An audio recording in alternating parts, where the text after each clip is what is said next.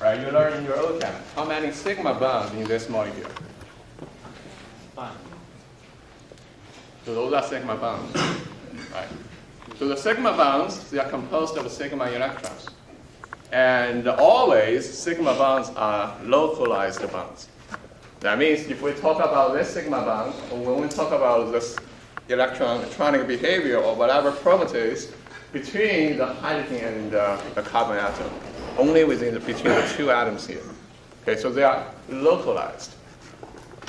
Okay, and how many pi bonds in this system? 1. Just one pi bond, right? So pi bond, they are composed of pi electrons, and usually they are delocalized. It's not in this case. This is not delocalized, but for benzene ring, as you learned in your OChem, all the 6p orbitals of the carbon atom can form together, right? They overlap together, and they form a kind of ring, both above and below the ring plane. So the pi electrons can actually move, among the 6 atoms there. So they are delocalized. Okay. So the first thing is we need to understand the basic picture of conjugating molecules. They have two kinds of chemical bonds, and Hückel model only deals with the pi bonds or pi electrons. And just mention a little bit about the sigma bond. Okay, so we'll see. So the applications of Hückel model, why we need to learn that and what this can be used for.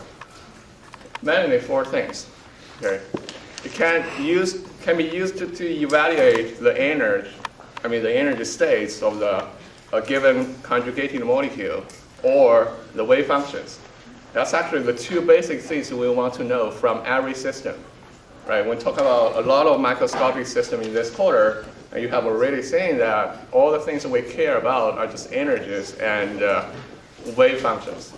So again, here for conjugating molecules, it's another microscopic system. And we use Hückel model or Hückel approximation method to evaluate the energy and wave function. And besides that, actually, we can also evaluate the bonding or the bond order of the chemical bonds in conjugating molecules, and also the pi electronic density of the atoms in the conjugating molecules. But those things will not be introduced in this class, and also are not required for this class. So, but I just want to let you know, you can also do the 2 jobs. So today we only talk about the first 2, and for calculation, only required the first one. Okay, for the wave function, you understand the basic idea, that's okay. We'll not ask you to derive wave functions. Okay. So before introducing anything here, we need to know Hückel model. For approximation or like orbital theory, they used some approximations. Okay, it's based on some approximations. So the first one is, we know for either conjugated molecules, we have 2 kinds of electrons. Sigma electrons form the localized sigma bonds, while pi electrons form the delocalized pi bonds. Okay, and here Hückel model, the first assumption is the sigma electrons, they do not interact with pi electrons. So in that case, we can separate the sigma electrons and pi electrons, and only doing some calculation based on pi electrons without considering about repulsion from sigma electrons. Okay, that's the first assumption.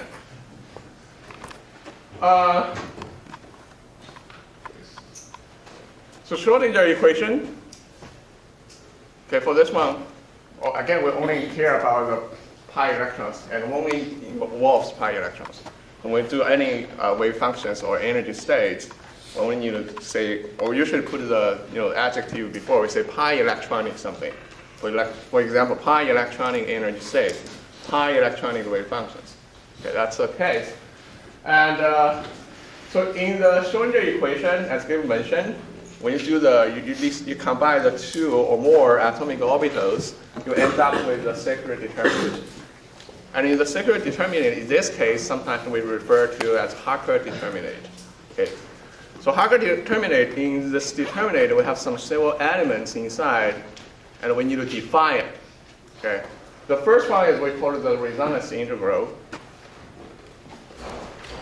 okay, which is Hij, as Gabe already mentioned. It has 2 situations. So Hij equals beta if atom I and atom J are adjacent, or we call they are neighbors. Okay, if they're neighbors, equals beta. Well, if I and J are not adjacent with each other, then Hij equals 0. So simply means they do not interact. So the basic picture is like this. If we have like atom 1, atom 2, atom 3 here, they form a conjugated 10. So H12 will give you beta. While H13 simply gives you 0. Okay. But you will see this is actually the approximation. In a real system, the wave function from atom 1 does interact with wave function of atom 3, but they have a really, really small overlap. So indeed, this is not 0, but it's quite a small number. But for Hückel approximation, we assume that is 0. So we only need to care about the neighbor atoms, which equals beta. Okay. And again, beta is defined as the energy that's being lowered by forming the chemical bond, and is a negative number. Okay, although it does not represent the amount of energy that lowered. It represents the energy lowered and also with the sign there. So it's a negative sign. Okay, and this is quite important actually. You will see later. Later when we draw the molecular orbitals here, we need to consider about the sign of beta in order to order those states from the lowest energy to the highest energy. Okay. Second one is the overlap integral. Right, we use the letter S to represent that. So for overlap integral, it actually equals chronic delta. Also, it talks about Sij, that means between the atom I, for example, atom 1 and atom 2. Okay, so this is even simpler than the first case. So if I and J, they're neighbors, then equals 1. That means they completely overlap. Right, if they're not neighbors, equals 0. That means they do not overlap at all. So we'll also see this is actually the approximation. Right? As you can see, how can the two atoms, the wave function, being completely overlapped? The only case is the nucleus 1 overlaps with nucleus 2. They completely overlap there, but it's impossible. Okay. But anyway, this approximation treats this as 1 to assume they completely overlap. The third one is the Coulomb integral, or also called the atomic integral. This is simple. So atomic integral or Coulomb integral only cares about one atom. So either II, JJ, or KK, or 1, 1, 2, 2, something. So it always equals a solid number, which is alpha minus E for all cases. And you don't need to, because we just have one atom, so we don't need to care about whether they are neighbors or not. So the physical meaning of alpha, we already mentioned that, approximately equals the energy of the atomic orbital you used. Approximately with a little bit of modification. Okay, but anyway, you can just try to understand alpha in this way. It just equals the energy of the atomic orbital you used to form the conjugated bond. Okay? Question? So this alpha and beta, they're different from the wave function. They are different from spin wave functions. That's what I want to say. It's not alpha spin up, beta spin down. Okay. Sometimes we are short in letters, so we use lots of letters to represent lots of things. So here, alpha and beta, they are not spin wave functions. Okay. And it'll be obvious when they're Yeah. So here, starting from this side, so let me say that. So if you don't understand this, it's pretty much okay. But if you don't understand the slide starting from here, you probably will lose all the points in the final exam for this question. Okay. Can you go back one slide for a moment? I will also upload this one to e-comments. So if you miss something, it's okay, just download. For here, I want you to concentrate on the discussion while write down the things you think will be the most important. Okay. So here definitely is the most important slide, starting now. Okay. So how can you do the Hückel model? So if you don't understand the basic idea, that's okay. If you can do the calculation, you can still get the point. So we need to do the first step is set up the secular determinant, which is also known, in this case, we call the Hückel determinant. For example, we use butadiene as an example. Okay, it's a conjugated molecules. Gabriel already showed you the ethylene molecules, but that's a quite simple one. So in the exam, we probably will not give you such a simple molecule. Okay? So this will be a really traditional molecule we use to discuss the theory here. We have this molecule here. The first thing we do is to label the carbons, or to label the atoms which participate in the formation of conjugated bonds. Okay, so only count the atom which participate in the conjugated bonds there. So if there's something which is out of the conjugation length, the chain, you don't need to consider about that. Okay. So 1, 2, 3, 4, and always label, either from left to right or from middle to the surrounding or from right to left. Do not jump. Okay. Do not 1, 2, 3, 4. That will mess up your determinant. So always do it this way. So from one direction. So 1, 2, 3, 4, or 1, 2, 3, 4. That doesn't matter. Okay, the first way is you do that. And the second way is set up the determinant. So here I put the 4 numbers here just to indicate the position of the element in the determinant. When you write the determinant, you do not need to write the numbers here. Okay. Here just for instruction only. So only the thing you need to care is something inside of the 2 vertical lines, which is the determinant. Did you say that we're only marking Pi, like the atoms participating in the pi bonding. Yeah, because Hückel says we only need to care about pi electrons. right? Okay. So this is the thing. Now we get ready. So the first thing is for the diagonal elements, they correspond to HII.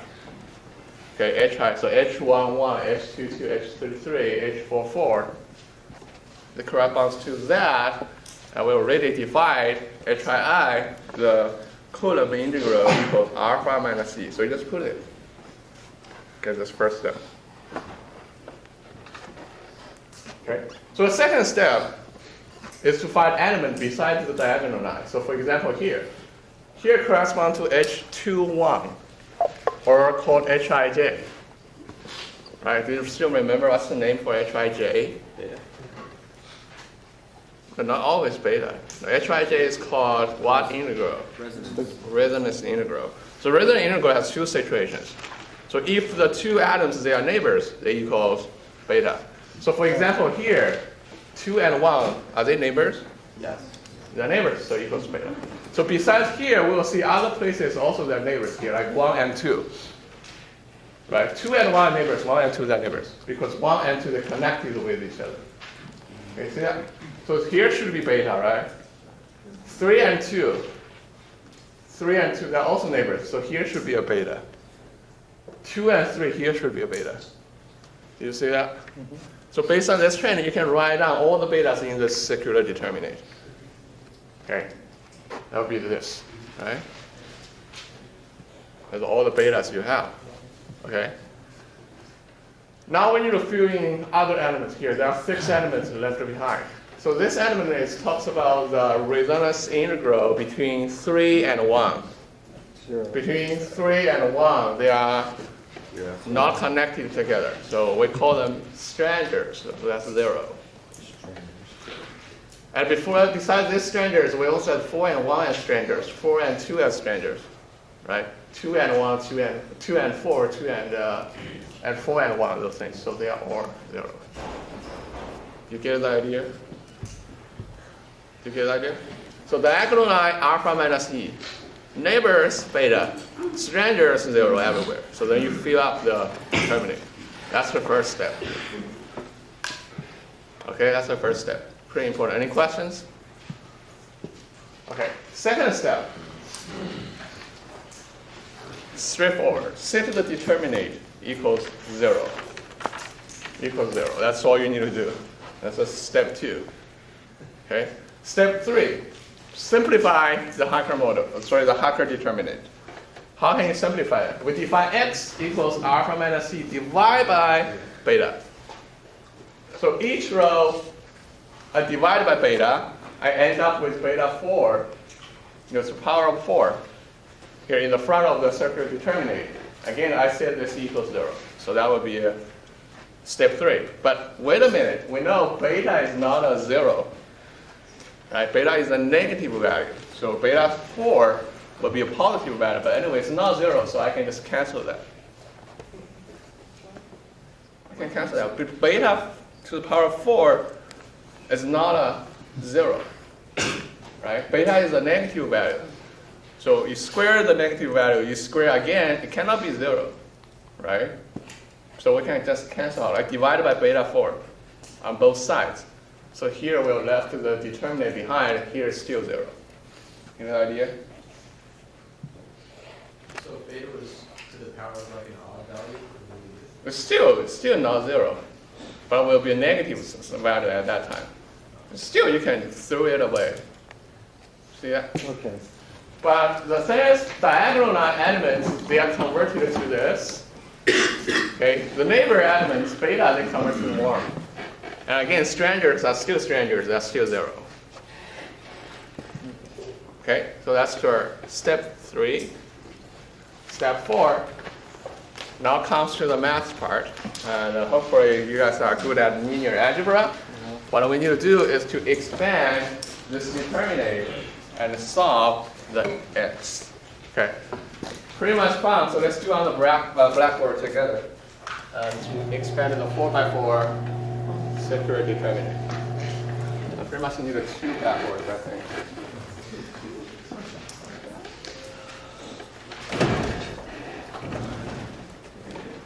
That was the right one before. Okay.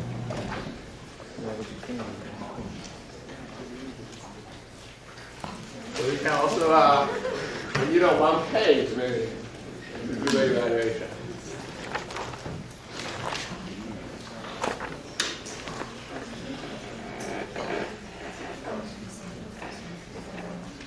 So I just write down the circular determinant here.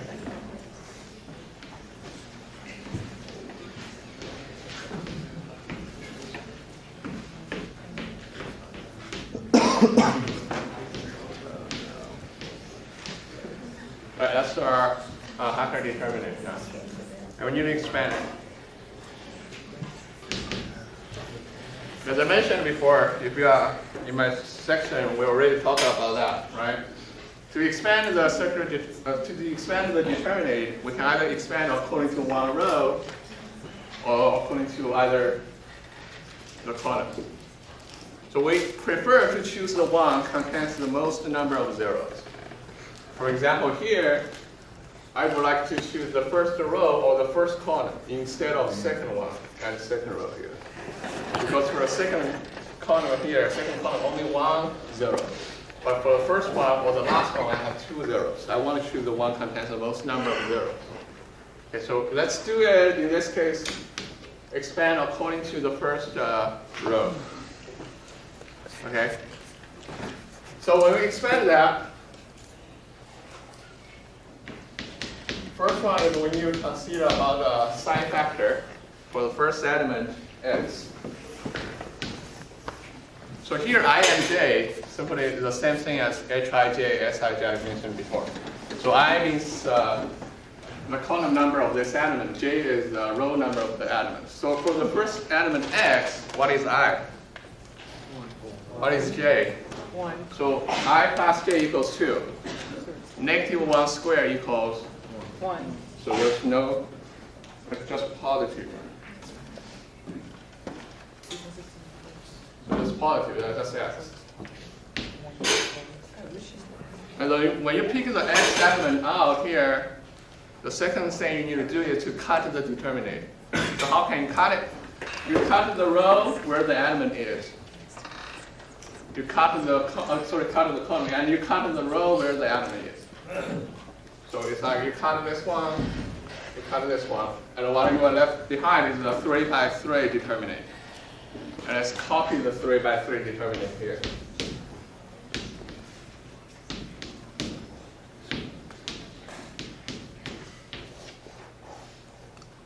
Right? You see that? You cut from here, that would be this part left behind. Okay? That's the first element. Second element is 1. But also we need to consider the factor, the side factor. So negative 1 I plus j. For this one, I equals 1. I equals 1, j equals 2. So 1 plus 2 equals 3. Negative 1 cubed equals -1.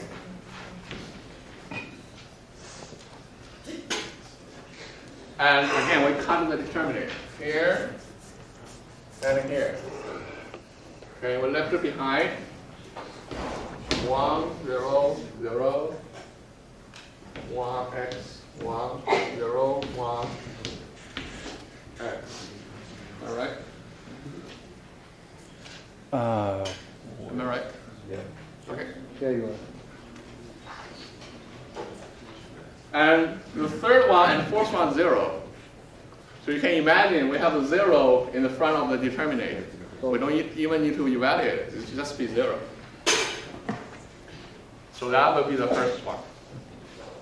Okay? And we know this is 3 by 3. We still cannot do it. We need to expand again until 2 by 2. Okay, so we do it again. So here, in this case, well, I still choose the first row. Let's do the first row, expand the determinant according to the first row. So I have x here. That's this x. And we do it here. Okay, expand this determinant. And the first element will be x again, and the side factor will be 1. Okay, so it will be x. And we cut this column and this row. Right? Agree? Second element 1, but we know the sign will be negative. And we cut from this column, this row will give us 1, 0, 1, x. Can you follow me? Yeah, I said, work on your linear algebra. This is what we need. Okay. Wait a second. Why isn't it 0, 0, 1x? Meaning here? Yeah. That's from here. You cut here, you cut here, that's 1, 0, 0. See that? Oh, you're doing the one on the left right now. So this one from here. Okay, this one from here. Now we expand this. Okay, now we expand it. Well, this is actually easy, this one, because look at this column. There's only 1 here, only 1, others are 0. Well, of course, I want to expand according to this column here. That would be really easy. So I should choose this column. So the first element will be 1. And the side factor will also be positive 1. Okay, and I cut this one.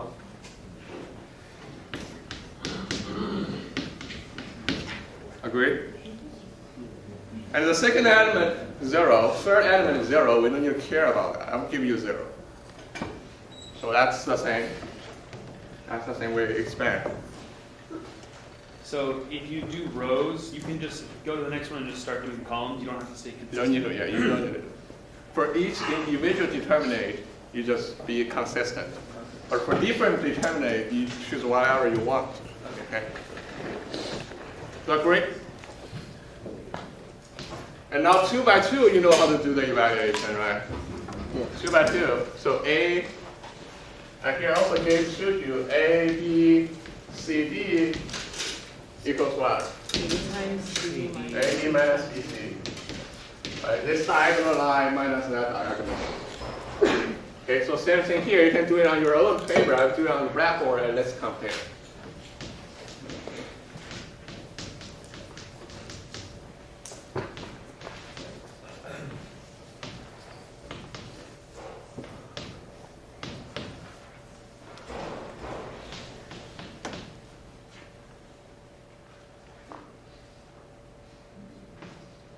Where? Oh.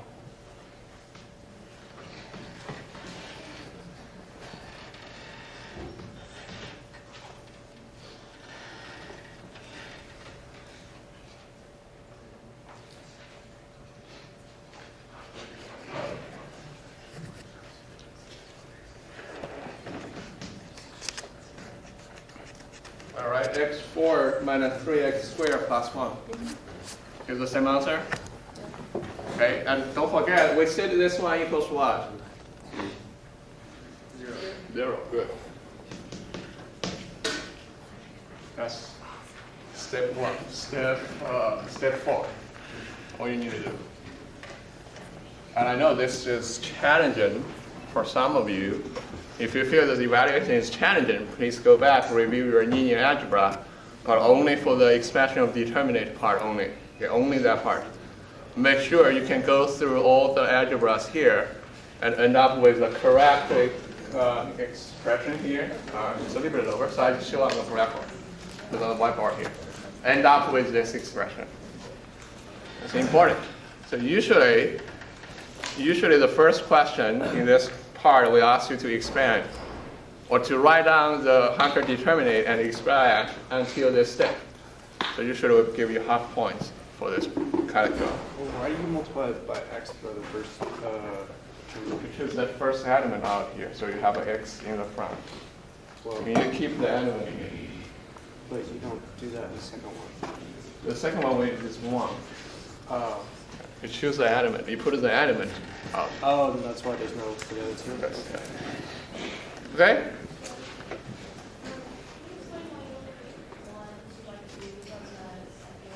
From this one, think about if we expand according to this column. Okay, so there's 1 here, so here, right? But the second and third one, they are 0 times something. So it's actually here plus 0, so I omit that. So it should be 3 terms, but only 1, which is non-zero. Other 2 are 0. Then if you expand according to this one, you get 2 terms. But I guarantee the final expression will be the same. You can do it by yourself. So just to clarify, for choosing I and J to determine the signs between the determinants, J is just a row or column number. It doesn't matter that. But I is Either column or the row number doesn't matter because we only care about IN plus J. right. But how do you determine I? Well, I is like, if you define I as a column number, then for this element, I equals 1. And J equals 1.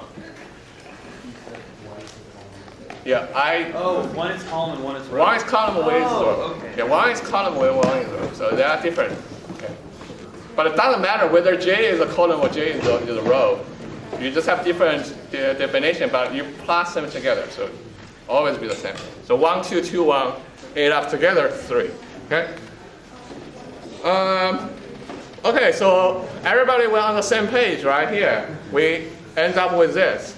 And now we need to evaluate x, as I mentioned. Right? We need to solve for x. So that's step 5. We solve for x and we respond. Can you solve it?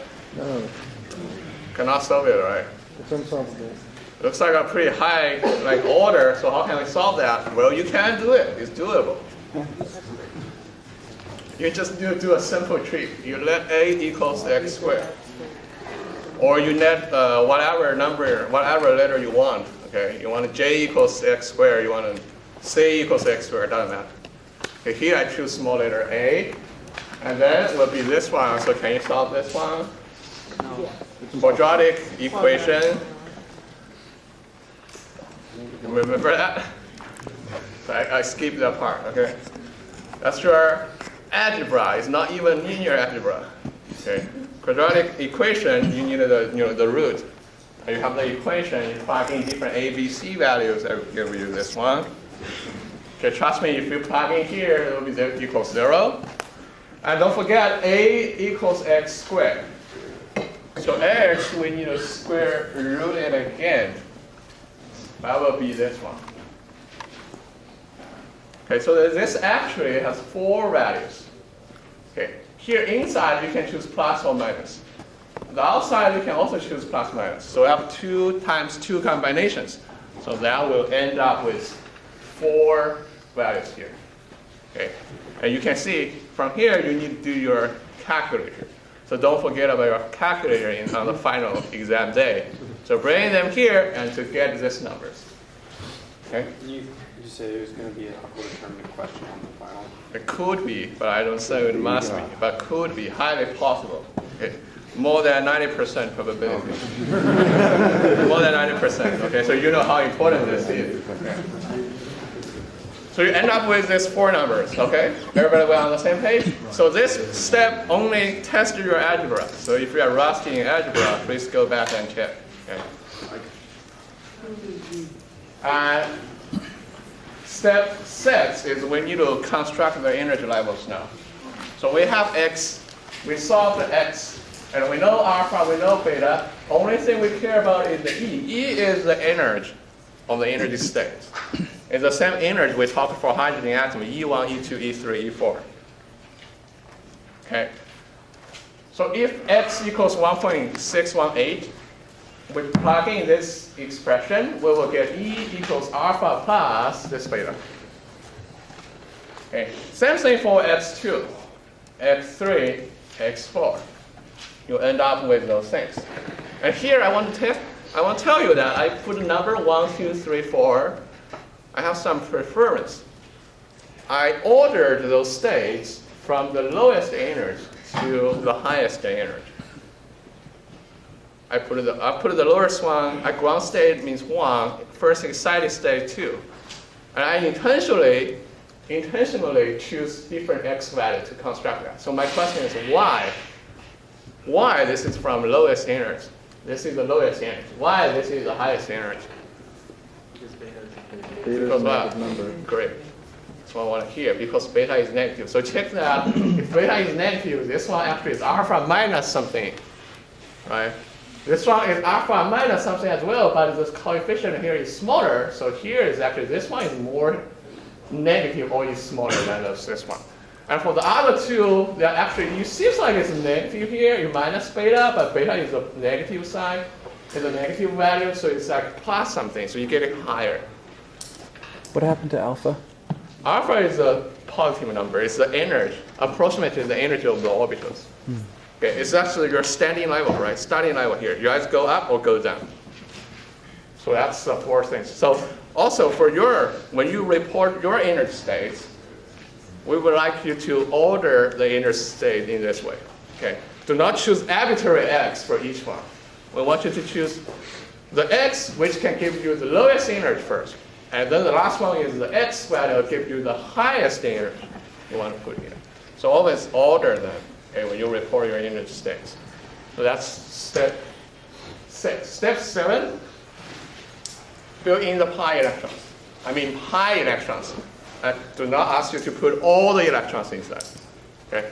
So this is the energy levels we already constructed from the previous slides. And we have this one, okay, from lowest one to highest one. And here the trick is, how can you find pi electrons?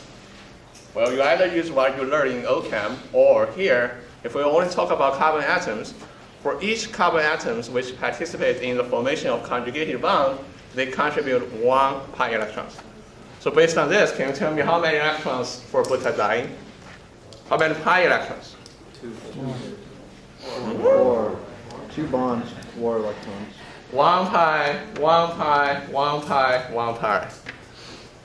There are 4 electrons. Okay? And now we have 4 electrons, let's throw into this energy states. And also you need to follow the minimum energy and also Pauli exclusion principle. So in order to make the system the most stable, we of course fill in the ground states first. And when we fill in the ground state, we cannot fill in the infinite number of electrons, because we also need to consider Pauli exclusion principle. So each energy level can only be filled in with how many electrons? 2. So that will be the electronic configuration for the ground state, right? Okay. So 4 electrons from here put into here, according to the quantum mechanics. That will be this one. Okay, now you get the electron configuration from the ground state. Now do another step. Finally, we can ask you to evaluate the delocalization energy. I will explain what is delocalization later, but first, I will say for the delocalized situation of butadiene, that simply means we use Hückel model. Okay, for Hashimoto, they already referred to the delocalized situation. So our configuration is this. And we need to evaluate, okay, we just need to evaluate the energy for this system. So that will be 2E1 plus 2E2, right? So this electron has this much energy, this electron has this much energy. Okay, 2E1 plus this one, 2E2, agree? And now you have E1, you have E2, plug in, and you get this expression. Okay, and look at it. This one is 4 alpha plus something, so actually beta is negative, so it's 4 alpha minus 4.472 times the number. So simply means it lowered lowered greatly, actually. Okay, agree? Okay, now another situation we call localized situation. For localized situation, the treatment is, instead of thinking these two double bonds, they conjugated. We treat them as separated. So we cut from here. So once we cut the molecule from the middle, they will end up with two ethylene molecules, right? And Gabriel already told you, for ethylene molecules, if we use Hückel model, we end up with one up, one down. Alpha plus beta, alpha minus beta. That's what Gabe showed you before. And we have two ethylene molecules. I just put them together here. And also for this system, for localized situation, we also have 4 high electrons, the same reason as before. So we fill in the electrons. This will be this configuration. So great. And we can evaluate the energy for these situations, right? 4E1, that is 4 alpha plus 4 beta. Okay, can you follow me? Can you follow me? So you cut the molecule, you cut the conjugation bond into 2 separated ones. And each one will give you this energy states. And each one contributes 2 high electrons. And each one contributes 2E1 energy. Okay? And now you compare the energy here and the energy here. The delocalization energy is defined as the energy difference between the two. Okay, the E delocalized energy minus E localized energy. So in this case, you can easily do it equals this one. And this is a negative value. So what does that mean? More stable. More stable. This consistent with what you learned in vocab that bond conjugation can lower the energy, or bond conjugation can stabilize the molecule. This is the quantum mechanics reason behind. Okay, you see that? So the molecules, they tend to form conjugated bonds because it gives you lower energy. So that's the argument in vocab. Okay, so for butadiene, if you check the bond order of the middle one, it's either a single bond or a double bond. It's actually between single bond and double bond. They all conjugated. Okay. So delocalized would be conjugated and localized would be not conjugated. Not conjugated. Okay. They're not conjugated. You localize each double bond. Okay. You get it? Get it? So usually for this type of question, this will be the last sub-question. Okay. Maybe the final one will say, please evaluate the delocalization energy, because that's the end of the energy discussion. Okay. Would we have gotten a similar result had we used a particle in the box equation? Kind of different. Particle in the box is rougher. It's rougher. Yeah, this one is more accurate. Okay. Yes. So all the things are prerequisites about energy. Okay, and they are required for the derivation. You need to derive step by step to get those energy states. But for wave functions, it's not required. Okay, the derivation is not required. So I'll just show you. Actually, we can use Hückel model to derive the wave function, and it would be something like that. Okay, and this is pretty hard to read actually, so you can draw it in the picture. So you will see actually those dumbbells that have different shapes. This two is bigger. So this is bigger. It simply means the coefficient I showed before is larger. Okay, so you have this 4 orbitals. And this is psi 1, psi 2, psi 3, psi 4. It simply means the ground state, first excited state, second excited state, third excited state. Okay. And here, based on the shape, you'll see actually it's not quite clear, but it's plus minus something. The face, okay. And you can count the node. And you count the number of nodes. So you can tell me how many nodes in this wave function. 0.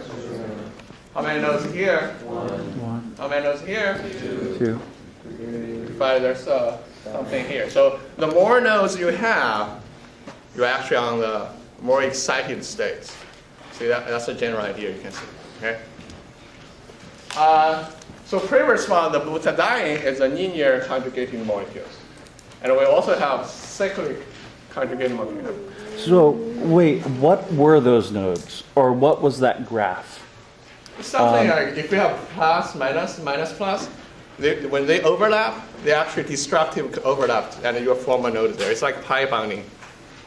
Well, we'll talk in section if you cannot see it here. These are the densities of the electrons. Or you can try to understand it that way. Yeah. Okay. As their density or the probability, the probability of finding electrons. Okay. And so the cyclic conjugated molecule is also required.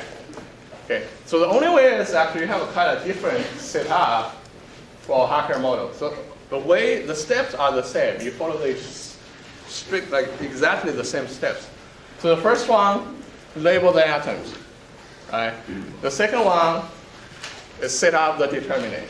And you know how to set up it, right? Can you tell me what are the diagonal elements for this circular determinant? A minus C. Great, A minus E.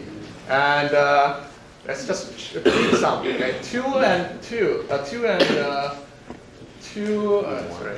3 and 1. 0. We're actually put here. 0. They're not neighbors, right? 1 and 6. They are neighbors. They're neighbors, so it's what? It's beta. Beta. Okay. 6 and 3. 0. 0. Okay, so you get it. Okay. So also the Hückel model, the Hückel determinant you fill in. Okay. So what is the only different thing is here, there's beta, here's beta, because 6 and 1 and now they connected with each other. They're neighbors now. Okay. As you can see, after this step, we set this determinant to be 0. And then what? So after set equals 0, and then what? We simplify the determinant, right? Using x equals alpha minus e divided by beta. And then what? Solve for x. When you solve for x, this is a 6 by 6 determinant. Please prepare 2 pages to do the evaluation. Right? And through tedious evaluations, whatever you go through, you end up with this wave function and this energy states. Okay. See that energy states is not that complicated. Okay, it's pretty straightforward. But actually, in order to get the things, you need to solve 6 by 6 determinant, which is challenging. Okay. But anyway, that's not the important thing. Here is the important thing. Degenerate. They degenerate. Right. What's the definition for degeneration? They have the same energy with different quantum states. Right. They're different quantum states, but they have the same energy. They have different quantum states. They have the same energy. So the 2 and 2, they degenerate. So we can set up the energy levels like this. And we know benzene ring, how many pi electrons? 6. So we fill in the 6 electrons like this. Okay. But pay attention, because the 2 energy states, they degenerate, please draw them on the same level. Do not stack them from the bottom to the top. Okay. It's not the same thing as butadiene. For butadiene, they just have different values, so you can do one by one. But here, they degenerate. Please show the degeneration here. Okay. One more question. What's the degeneracy for this state? What's the degeneracy? 2. Okay. Degeneracy defined as the number of degenerate states. Okay. And by the way, you can also evaluate the energy. And evaluate the localized energy. And evaluate the delocalization energy. So I will skip that part. For the wave function one, again, also we need to count the nodes. Okay, we can find the nodes actually with the increasing number of nodes while on the more excited states. So for the ground state is 0. Okay. For the 2 degenerate states, how many nodes? 1. Okay, 1. 1 is here, 1 is here. All right. For this one, I already labeled, right? The picture already labeled that. 2 dashed lines, so 3 dashed lines. Okay. So again, if you have more nodes, you are on the more excited state. So that still follows the same trend. So any questions here? Yeah, questions. So do we know, can we go back a slide? We know that those upper unoccupied orbitals exist because of the next slide, right? Because the one like I showed before. Yes. We have E1, E2, E3, E4, E5, E6. And we know E2, E3, they are equal. E4, E5, they're equal. So that's why we're constructing this one. And also pay attention, beta is the negative sign. So actually, something plus beta should be lower than something minus beta. So don't flip it, okay? Similar, is this like the homo and pneumo? Yeah, this is the homo, this is the pneumo. Okay. Yeah, exactly. Yeah. And also, like Asher, you mentioned that we can use particle in a box to treat the conjugated molecules, like the questions in your homework. That one is rougher. Okay? That system, if you compare the theoretical value evaluated by particle in a box and by Hückel, you will find this one, the values obtained by Hückel is closer to experimental value. Okay? So if no questions, then what's next? For degenerate states, as you saw before, they only happen when the molecule, when the conjugated molecule is cyclic and star-shaped. Okay? The cyclic one, for example, this molecule, besides benzene ring, whatever, if it contains rings and with conjugated rings, it will give you degenerate states. You can try this, okay? This one, 1, 2, 3, 4, 5, 6, 7, 8, 9, 10, 10 by 10 determinant. You solve it, you get 10 energy states, some of them will be degenerated. Okay? And this one is a star-shaped. Okay, that means similarly you have a center, and you grow like a radius way, so you form something like that, form the branches. So that we define as star shape, but I don't know why it looks like a star. Whatever, this molecule star shaped will also give you degenerate states. Okay, degenerate states. So if you see such molecule here or here, and after your evaluation, your energy are not degenerate. Some of your energy, if all of them are not degenerate, you must make mistake during the evaluation. So please go back and check your evaluation. How do you number the star-shaped one? For star-shaped one, from here, 1, 2, 3, 4, whatever. Yeah, it will not change quite much. You just follow the general trend. So from either left, like 1, 2, 3, 4, or from right, 1, 2, 3, 4, from up to from above to the bottom, bottom to the top. So we'll do 4 by 4 determinant. 4 by 4 determinant. And not Exactly. 6 by 6. Not 6 by. This one will be 10 by 10. Right? Or you can think about, can we give you a 10 by 10 one? Oh. Probably, right? It's not like impossible, but we will give you 3 pages of white paper, ask you to do that. Okay. Any other questions? So now hopefully you can get that 10 points in your final exam if we give you such similar questions here, okay? Pay attention to your evaluation, and the last one is what? The exercise, you go back and do it, and I will post the key when I upload the slide to e-commerce. And after this will be what? Yay!